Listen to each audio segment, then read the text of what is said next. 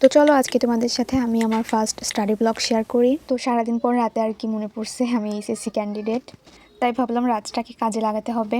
আর রাতে পড়তে গেলেই আমার অনেক ঘুম ঘুম পায়, তাই এক কাপ কফি বানিয়ে নিলাম। তোমাদের কি হয় জানি না, বাট কফি খেলে আমার ঘুমটা একদমই চোখ থেকে সরে যায়। পরে আমি প্রথমে ফিজিক্স পড়েছি। আজকে আমি প্রথম পত্র থেকে একটা গুরুত্বপূর্ণ অধ্যায় রিভিশন করেছি। প্রায় 1 ঘন্টা শুধু থিওরি আর কিছু ম্যাথ প্র্যাকটিস করলাম।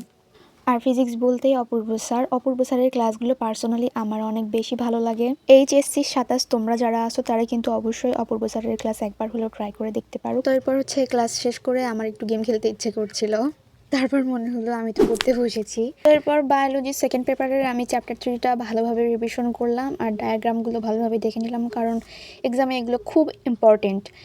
দেন আমি বায়োলজি সেকেন্ড পেপার শেষ করে ফার্স্ট পেপারের এমসিকিউ রিভিশন করলাম। এমসিকিউ না করলে বোঝাই যায় না যে প্রস্তুতি কতটুকু। এখন প্রায় অলমোস্ট 12টা বাজে। আজকে প্রায় 3 ঘন্টার মতো পড়া হয়ে গেছে। তোমরা আজ কত ঘন্টা পড়েছো অবশ্যই কমেন্টে জানাও। ভিডিওটা ভালো লাগলে শেয়ার আর সাবস্ক্রাইব করো। টাটা।